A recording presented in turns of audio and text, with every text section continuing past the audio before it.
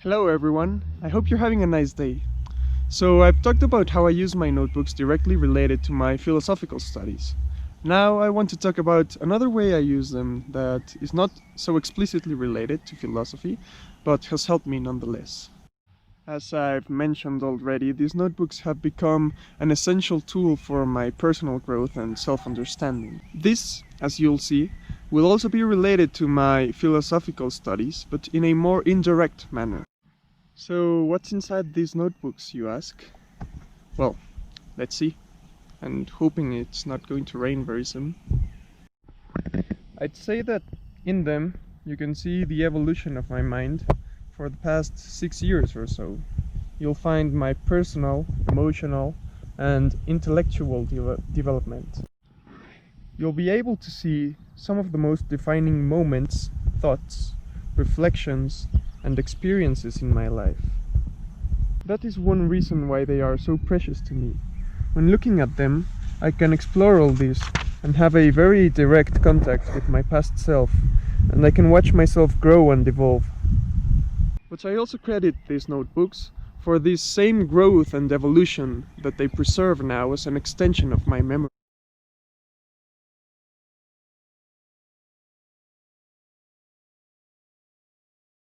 I don't think I had an idea of the importance they would have for myself. This might be because at the very beginning I wasn't putting in them such deep personal reflections. As I mentioned earlier, most of the first things I put in them were quotes that I liked, for example, and sometimes maybe more so because I wanted to practice my calligraphy. But then I started questioning myself. Why did I actually like this quote so much? What did they say to me? What did they actually mean to me? Did they have any relationship with each other?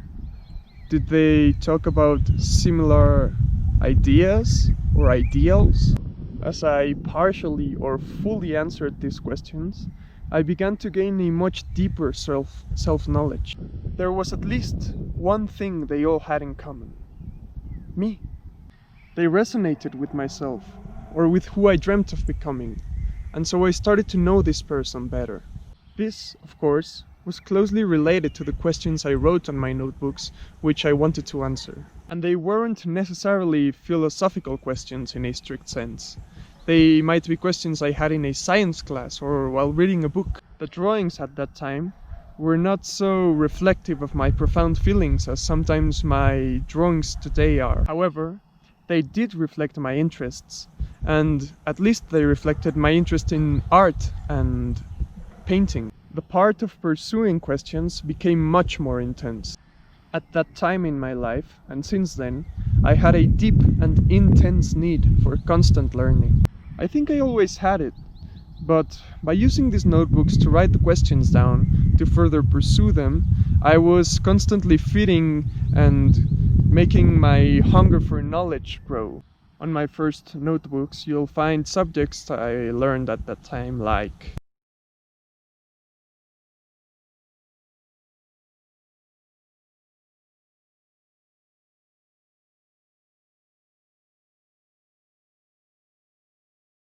it was only later on that philosophy was included and became the main subject of my notebooks.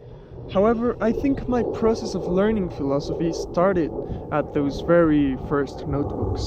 One very important question was also, why was I learning physics and music theory at the same time as anatomy? I may talk about this in a deeper sense later, but the answer I also found when I started studying philosophy in a stricter sense. So, here are two things that I think can improve anyone's life, and have definitely improved mine.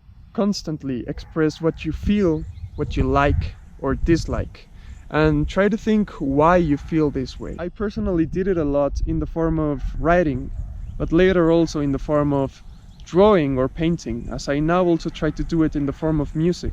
I think each one of us should find the way which best suits us. And don't be afraid to experiment. This is for yourself. No one needs to see what you do unless you want them. And number two, always keep learning. I dare say that all of us have something which sparks our curiosity. Anything. However significant or insignificant it may seem in the eyes of others, if it caught your attention, it is significant to you, and I suggest you find out why that is. I can tell you that one of the questions I get asked the most often is, why do I study physics at the same time as art and philosophy in my free time? How do I relate them? And for a long time, I did not have the answer to it. I just pursued these interests because I was passionate about them, even if it seemed like I was trying to make progress in opposite paths. Now, their relationship is so clear to me that I consider them to be the same thing. When I work on science, I also do it for my progress in art, as in philosophy, and so it is for the other two. So to finish off this video, the last thing I wrote on my first notebook, I consider it to be my explicit beginning on my philosophical studies. Even if I did not read my first philosophy book for the next 3 years or so. It started out because I wanted to get a tattoo. And I thought, if I was going to get something permanently marked on myself, it better be something which I would like to preserve for my whole life, something I wanted to remember for my whole life.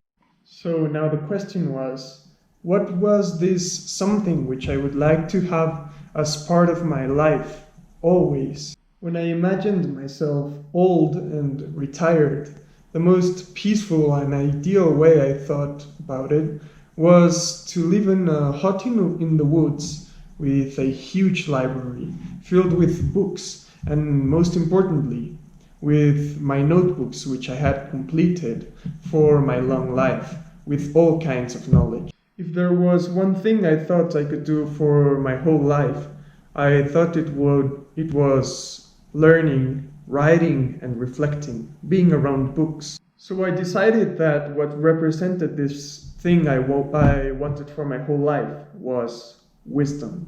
So my tattoo might have been something which represented wisdom. However, I had already further developed a sense of self-questioning. So I asked myself, is this it? Is this all that represents what I want for my whole life? Is there something missing? Was that the one and only most important thing in my life? This led me to probably the most important exercise I do on my notebooks. This was the first time I did it, and since then I keep on doing it constantly. I asked myself again, what are the things that I would like to have unconditionally in my life? That I would always want them to be a part of my life? What things could I be certain that, even through all the changes I might live in a long life, I would always have an importance for them? What could I be certain that, even through all the changes I might go in a long life, would always be essential, nevertheless, to my life? These are, of course, not easy questions, but they were not as hard as you might think at the moment. At that moment, because of it, I already had a clear picture in my head of what I spent most of my time and energy on, what I desired, what I aspired, what I wanted to answer, and why. I came out with an answer of 5 concepts, which, when combined, created a new concept for me that represented what I thought was essential. I created a symbol and got it permanently marked on myself, both literally and metaphorically.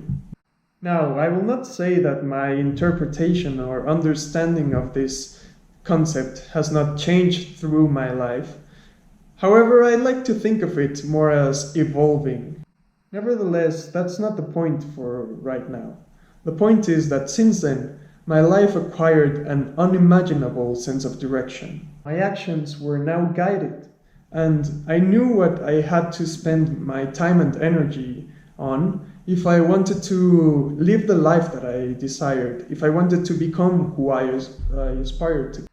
I will not lie to you and tell you that since then my life is magically beautiful and everything is just so easy. It's not that I live a perfect and effortless life. I might even say that with every year, I might be working harder every day. But I work harder with a sense of direction. I work harder in the direction in which I think I will grow to be the person that I aspire to be. This defined me spiritually, intellectually, and ethically. As I've already mentioned, part of this definition is constant self-questioning, development, and improvement. I highly encourage you to incorporate this in your life and try to think, what are these things that are so essential to your life?